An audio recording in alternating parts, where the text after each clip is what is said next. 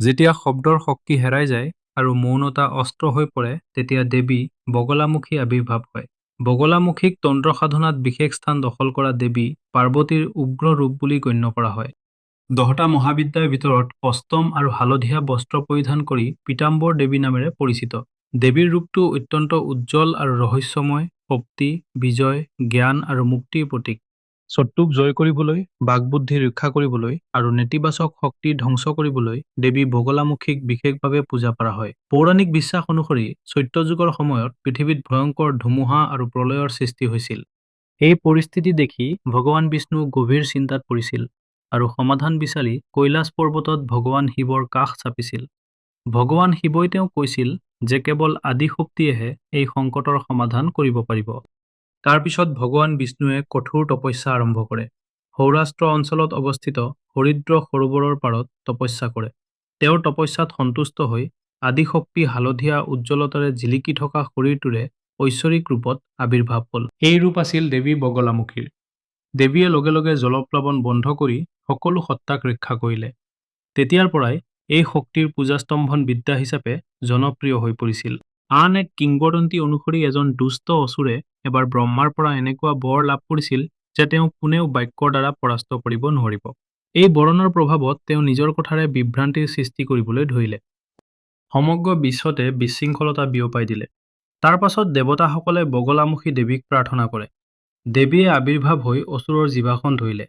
তাৰ বাক্য নিস্তব্ধ কৰি অক্ষম কৰি পেলালে। বগলামুখীক স্তম্ভন শক্তিৰ দেৱী বুলি জনা যায়, যি শক্তি শত্ৰুৰ বাক্য, বুদ্ধি, কৰ্মক স্থিৰ কৰি ৰাখে। দেৱীয়ে যিকোনো বাধা, ভয় বা শত্ৰুতা য'ত আছে তাতেই বন্ধ কৰি দিয়ে। ইয়াৰ থলত সাধকক নিৰ্ভীকতা আৰু সথলতা প্ৰদান কৰা হয়। কেৱল ৰক্ষক নহয়, ন্যায় আৰু প্ৰজ্ঞা প্ৰদান কৰা দেৱীও। বগলামুখী সাধনাত হালধীয়া কাপোৰ, হালধীয়া ফুল, হালধি আদিৰ বিশেষ তাৎপৰ্য আছে। দেৱীৰ সাধনা ৰাতি বা গোপনে কৰা হয়। মাতৃদেৱীৰ আশীৰ্বাদত সাধকজন মানসিক, শাৰীৰিক, আধ্যাত্মিক স্তৰত শক্তিশালী হৈ উঠে। ৰাজসভাত গোচৰ, শত্ৰুৰ বাধা, ভয় আৰু বহুতো জীৱনৰ অসুবিধা দেৱী বগলামুখীৰ কৃপাত সম্পূৰ্ণ হয়। দেৱী বগলা, বল্লাগমুখী, ব্ৰহ্মস্ত্ৰ ৰূপানী, স্তম্ভিনী দেৱী আৰু পীতাম্বৰা বহু নামেৰে পৰিচিত। ত্ৰিজগতত প্ৰচলিত দুষ্টতাক ৰোধ কৰাৰ ক্ষমতা দেৱীৰ হাতত আছে। দেৱী কেৱল শক্তিৰ ৰূপ নহয়, নিয়ন্ত্ৰণ আৰু সুৰক্ষাৰ মূৰ্তিও। দেৱী বগলামুখীৰ উপাসনাই কেৱল বাহ্যিক শত্ৰুৰ পৰা ৰক্ষা কৰাই নহয়, আভ্যন্তৰীণ আচৰিক শক্তি যেনে মোহ, ক্ৰোধ, লোভ নিয়ন্ত্ৰণ কৰে। গতিকে তন্ত্ৰ সাধনা তন্ত্ৰৰ ৰূপত চৰ্চা কৰা হয়। ধ্যান পথৰ অন্যতম বিশিষ্ট শক্তি হিচাপে তেওঁক গণ্য কৰা হয়। দেৱী বগলামুখীৰ নাম শুনিলেই মৌনতাত গৰ্জন কৰা শক্তিৰ প্ৰতিচ্ছবি উদয় হয়, যিয়ে অস্ত্ৰ উঠাব নোৱাৰাকৈয়ে যুদ্ধত জয়ী হ'ব পাৰে। দেৱী কেৱল এগৰাকী দেৱী নহয়, বৰঞ্চ বিশ্ব ব্ৰহ্মাণ্ডৰ ৰহস্যময় স্থিৰ শক্তি, সময়ক বন্ধ কৰি ৰাখিবলৈ সক্ষম হোৱা দেৱী, শত্ৰুক ধৰি ৰাখিবলৈ আৰু অনুশীলনকাৰীক অজয় কৰি তুলিবলৈ সক্ষম হোৱা দেৱী। দেৱীৰ ৰূপটো আকৰ্ষণীয় আৰু ভয়ংকৰ। হালধীয়া আভা, সোণালী পোছাক আৰু দেৱীক আগুৰি থকা হালধি ৰঙৰ ঐশ্বৰিক শক্তি বিকিৰণ কৰা। দেৱীৰ মুখখনে অনুশীলনকাৰীৰ জীৱনৰ পৰা আন্ধাৰ দূৰ কৰে। মা বগলামুখীৰ শক্তিৰ প্ৰাথমিক ৰূপ হ'ল স্থিৰতা, অৰ্থাৎ ই নেতিবাচক শক্তিক স্থবিৰ কৰি ৰাখে, শত্ৰুৰ বাক্যক নিস্তব্ধ কৰি তোলে, তেওঁলোকৰ বুদ্ধিমত্তাক বিভ্ৰান্ত কৰে, তেওঁলোকৰ হিংসাক শেষ কৰে। এই শক্তি কেৱল আক্ৰমণাত্মক নহয়, কেৱল সুৰক্ষামূলকো নহয়, ই হৈছে ন্যায়ৰ ৰহস্যময় ছাঁ, যিয়ে অন্যায়ক ঠাইতে ধৰি ৰাখে। তন্ত্ৰশাস্ত্ৰতো দেৱীৰ অতি উচ্চ স্থান। কোনো ভক্তই যেতিয়া বগলামুখী পূজা কৰে, তেতিয়া তেওঁ কেৱল বাহ্যিক জগতৰ বিপদৰ পৰা ৰক্ষা পোৱাই নহয়, নিজৰ অন্তৰ্নিহিত ভয়, বিভ্ৰান্তি, ক্ৰোধ, মোহকো নিয়ন্ত্ৰণ কৰিবলৈ সক্ষম হয়। তেওঁলোকে নিজৰ আধ্যাত্মিক অনুশীলনৰ গভীৰতালৈ সোমাই যোৱাৰ লগে লগে এই দেৱীয়ে অনুশীলনকাৰীৰ বাক্যত শক্তি, তেওঁলোকৰ মনক স্থিৰতা আৰু তেওঁলোকৰ আত্মাক নিৰ্ভীকতাৰে ৰঞ্জিত কৰে। বিশ্বাস কৰা হয় যে বগলামুখী পূজা সেই মুহূৰ্ত যেতিয়া শব্দ বন্ধ হৈ মৌনতাই কথা কয়, যেতিয়া আন্দোলন স্তব্ধ হৈ শান্তি বিৰাজ কৰে। দেৱীৰ আধ্যাত্মিক অনুশীলন নিশা হালধীয়া দীপৰ পোহৰত কৰা হয়, য'ত বায়ুও কম্পন কৰে আৰু ভক্তৰ চেতনা নতুন দিশত বৈ যাবলৈ আৰম্ভ কৰে। দেৱীৰ পূজাত কোনো বাহ্যিক প্ৰদৰ্শন নাই। ইয়াত মৌনতা, মন্ত্ৰ, হালধি, ঘিউ, ধ্যানৰ প্ৰবল ঢৌৱে প্ৰধান।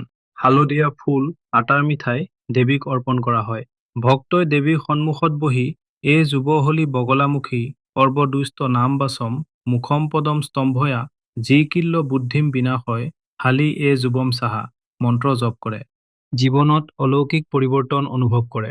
ভাৰতৰ বহু ঠাইত বগলামুখী দেৱীৰ প্ৰতি উৎসৰ্গিত মন্দিৰসমূহ অৱস্থিত। অৱশ্যে প্ৰধান শক্তিপীঠ হৈছে দতিয়া, মধ্যপ্ৰদেশ, কংৰা, হিমাচল প্ৰদেশ আৰু অসম। এই মন্দিৰবোৰ কেৱল অট্টালিকা নহয়, বৰঞ্চ চেতনাৰ কেন্দ্ৰ, য'ত ভক্তই এক অদৃশ্য শক্তিৰ সৈতে সংযোগ স্থাপন কৰে। দেৱী বগলামুখীৰ দৰ্শনে ভক্তক ভয়ৰ পৰা মুক্ত কৰে। দেৱী এক ন্যায়পৰায়ণ শক্তি, মিছা, অন্যায়, প্ৰতাৰণা, প্ৰবঞ্চনাৰ বিৰুদ্ধে থিয় দিয়া শক্তি। দেৱীয়ে ভক্তক সাহসেৰে সত্যৰ পথত অটলতাৰে শক্তিশালী কৰে আৰু তেওঁলোকৰ অন্তৰ্নিহিত অসুৰৰ পৰা মুক্ত কৰে। দেৱীৰ শক্তি সাময়িক নহয়, বৰঞ্চ চিৰস্থায়ী। ভক্তই এবাৰ নিজৰ কৃপা লাভ কৰিলে জীৱনৰ কঠিন পৰিস্থিতিয়েও তেওঁলোকক বাধা দিব নোৱাৰে। দেৱীয়ে শত্ৰুক পৰাস্ত কৰাই নহয়, দয়া দেখুৱাই নিজৰ ক্ষমতাত আবদ্ধ কৰি ৰাখে। গতিকে বগলামুখী কেৱল পূজা কৰিবলগীয়া দেৱী নহয়, বৰঞ্চ পূজাৰ উৎস। দেৱী কেৱল পূজন কৰাই নহয়, চেতনাৰ এক ধাৰাও, যিয়ে সাধকক আন্ধাৰৰ পৰা টানি আনে আৰু তেওঁলোকক আত্মকনফিডেন্স, সত্য আৰু মৌনতাৰ শক্তি প্ৰদান কৰে।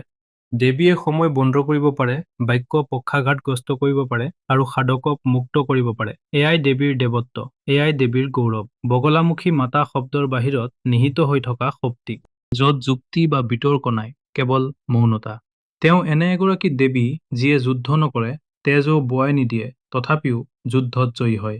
দেৱীয়ে কেৱল শত্ৰুক পৰাস্ত কৰিবলৈ নাহে, বৰঞ্চ তেওঁক চেতনাৰ এনে এটা স্তৰত নিথৰ কৰি ৰাখিবলৈ আহে, য'ত তেওঁ নিজৰ শক্তিৰ লগত জড়িত হৈ পৰে। দেৱীৰ শক্তি উগ্ৰতাৰ দ্বাৰা নহয়, সম্পূৰ্ণ নিয়ন্ত্ৰণৰ দ্বাৰা প্ৰকাশ পায়। এই কাৰণেই দেৱী বগলামুখীক তান্ত্ৰিক পৰম্পৰাত ব্ৰহ্মস্ত্ৰ বিদ্যা বুলি কোৱা হয়। এটা চূড়ান্ত উপায়, যেতিয়া বাকী সকলো ব্যৱস্থা বিফল হয়, তেতিয়াহে ব্যৱহাৰ কৰা হয়। দেৱী শেষ নহয়, নিৰ্ণায়ক মৌনতা। অন্যায়ে চিনুৰিলে বগলামুখী মাতাই মৌনতাৰ শক্তিৰে তাক পক্ষাঘাতগ্ৰস্ত কৰে। সাধনাৰ বাবে দেৱী কেৱল ক্ষমতাই নহয়, আত্ম অনুশাসনৰ দেৱী। দেৱীৰ সাধনাত কোনো আড়ম্বৰ নাই, ভিৰ নাই, কেৱল নিসংগতা আছে। য'ত হালধিৰ গোন্ধ, ঘিউৰ চাকিৰ শিখা, মন্ত্ৰৰ কম্পনে সাধকক তেওঁৰ চেতনাৰ অন্তৰ্ভাগলৈ লৈ যায়, তাতেই শান্তি থাকে। কিন্তু সেই শান্তি হৈছে তপস্যাৰ পৰা জন্ম হোৱা এক নিৰ্ণায়ক শান্তি। কোনো ভয় নাই, কোনো সন্দেহ নাই, কেৱল স্পষ্টতা। যেতিয়া কোনো ব্যক্তিয়ে ন্যায়ৰ আহ্বান জনায়, কিন্তু কোনেও নুশুনে, যেতিয়া কোনো সাধকে সত্য কথা কয়, কিন্তু মিছাৰ মাতটো অধিক জোৰদাৰ হয়, তেতিয়া মাতৃ বগলামুখীয়ে তেওঁলোকৰ জিভাখন বজ্ৰপাতৰ বলত ভৰাই নিজৰ ভিতৰত শত্ৰুৰ মাতটো নিস্তব্ধ কৰি ৰাখে। এই শক্তি সহজ নহয়, ই তপস্যাৰ দ্বাৰা জাগ্ৰত হয়, আৰু নিজকে আয়ত্ত কৰা সকলেহে লাভ কৰে। মাতৃ বগলামুখীৰ সৌন্দৰ্যই তেওঁৰ প্ৰভাৱৰ দৰেই মনোমোহা। এহাতত গাদ আৰু আনখন হাতত শত্ৰুৰ জিভালৈ হালধীয়া পদুম এটাত বহি থাকে। এইটো কোনো দৃশ্যগত প্ৰতীক নহয়, বৰঞ্চ চেতনাৰ এক বিন্দু, য'ত সকলো কু অভ্যাসক বশ কৰা হয়। এই কাৰণেই মাৰ অভ্যাসে নেতিবাচকতাক মুক্ত কৰে। কিন্তু সেই মুক্তি যুদ্ধৰ জৰিয়তে নহয়, উপলব্ধিৰ পৰাই আহে।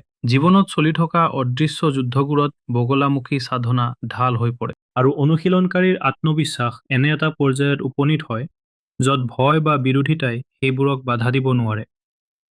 হৰিদ্ৰ সৰোবৰৰ পৰা উদ্ভৱ হোৱা দেৱীৰ এই ৰহস্যময় ৰূপ আজিও সৌৰাষ্ট্ৰ, দতিয়া, হিমাচল আদি ঠাইত অনুৰণিত হৈ আছে। কিন্তু দেৱীৰ প্ৰকৃত মন্দিৰটো কেৱল হৃদয়ত। যি শক্তিয়ে কথা নকয়, কিন্তু সকলোৰে মাত নিয়ন্ত্ৰণ কৰে, সেয়া হৈছে বগলামুখী।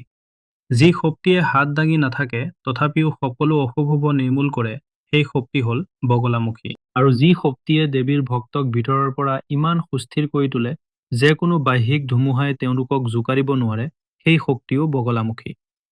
বিশ্বব্ৰহ্মাণ্ডৰ প্ৰতিটো শব্দ যেতিয়া নিস্তব্ধতাত দ্ৰৱীভূত হয়, তেতিয়া বাগলামুখীৰ কণ্ঠৰ উন্মেষ ঘটে।